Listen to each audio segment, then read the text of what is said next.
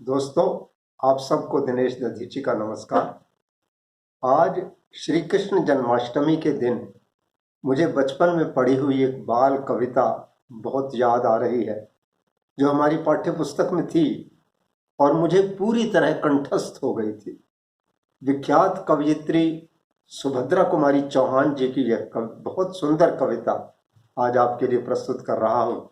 इसका शीर्षक है कदम्ब का पेड़।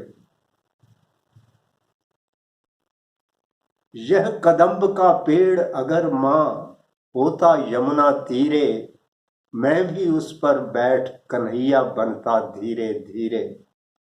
यह कदम्ब का पेड़ अगर माँ होता यमुना तीरे, मैं भी उस पर बैठ कन्हैया बनता धीरे धीरे। ले देती यदि मुझे बांसुरी तुम 2 पैसे वाली, किसी तरह नीची हो जाती यह कदम्ब की डाली। तुम्हें नहीं कुछ कहता पर मैं चुपके चुपके आता, उस नीची डाली से अम्मा ऊंचे पर चढ़ जाता। वहीं बैठ फिर बड़े मजे से मैं बांसुरी बजाता, अम्मा अम्मा कह वंशी के स्वर में तुम्हें बुलाता। सुन मेरी वंशी को माँ तुम इतनी खुश हो जाती, मुझे देखने काम छोड़कर तुम बाहर तक आती। तुमको आता देख बांसुरी रख मैं चुप हो जाता, पत्तों में छिपकर धीरे से फिर बांसुरी बजाता।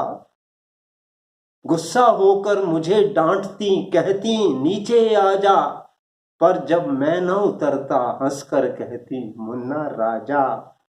नीचे उतरो मेरे भैया तुम्हें मिठाई दूंगी, नए खिलौने माखन मिश्री दूध मलाई दूंगी। नीचे उतरो मेरे भैया तुम्हें मिठाई दूंगी, नए खिलौने माखन मिश्री दूध मलाई दूंगी। बहुत बुलाने पर भी माँ जब नहीं उतर कर आता, माँ तब माँ का हृदय तुम्हारा बहुत विकल हो जाता। तुम आंचल फैलाकर अम्मा वहीं पेड़ के नीचे, ईश्वर से कुछ विनती करती बैठी आंखें मीचे। तुम्हें ध्यान में लगी देख मैं धीरे धीरे आता, और तुम्हारे फैले आंचल के नीचे छिप जाता।